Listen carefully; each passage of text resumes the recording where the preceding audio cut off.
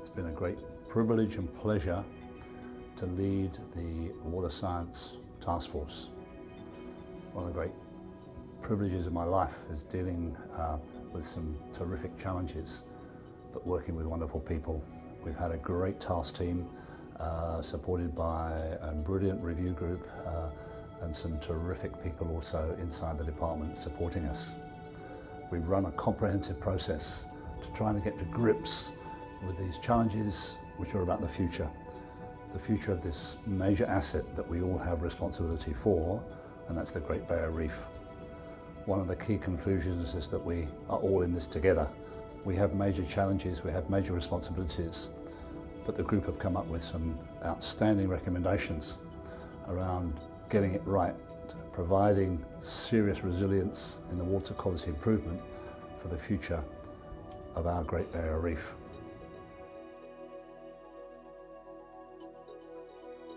Well, the Great Barrier Reef is facing some really big challenges, be they climate change or really serious issues like the runoff of nutrients and sediments. Now, the best thing we can do as a state and a nation is to face up to the problems and look at them with the clear view of science, find those solutions and put them into play, because we're really at a critical point now. The task force is in a fortunate position of building on a lot of science and knowledge from years of investment from the Australian and Queensland government. So we're able to use that to identify where we should be investing the money and the sorts of actions that we should be focusing on. We are hoping as a task force to be able to give some clear guidance about how we can maintain vibrant and healthy communities in the lands of the reef and in the tourism industries on the reef, but do that in a way that we can actually ensure the health of the reef.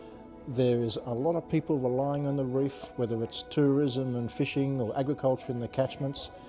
It's about how we work with all those people and how we build a better future for all. There are several messages from the task force report that are really important. The key one is that there is no silver bullet. There's no one technique that will be used. What we are recommending is a whole suite of techniques in a staged way. And the key thing is we need to start picking up our game and moving quicker in terms of changing the water quality at the farm level, which will translate down the stream into the end of the catchment and out to the reef.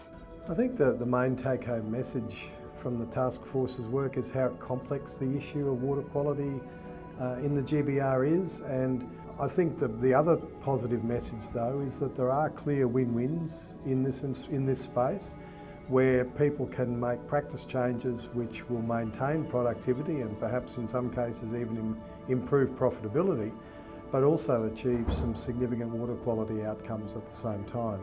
The Great Barrier Reef is an extraordinary natural asset on our doorstep. We have to do what we can to protect it for the benefit of current and future generations.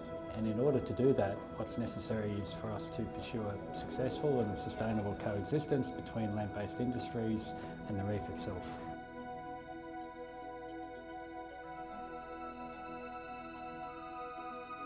It's been great to be with a range of diverse people with different ideas and perspectives. Also, the consultation with stakeholders means that we have a broader perspective still, and then coming together to work through the issues and discuss them quite openly. So I think we've come up with a set of recommendations that are really well balanced. The main outcome is to get the outcome for the reef, so we need to ensure that we can get industry to coexist with the reef among all other environmental issues. I think the industry's going to find value in the report. I'm expecting the industry won't agree with everything that's in the report, but on balance I think it's a very well balanced, unbiased report to go forward. I think the future really is a healthy, vibrant reef that is able to accommodate those pressures and also able to sustain the livelihoods and lifestyles of the Queensland community that lives along it.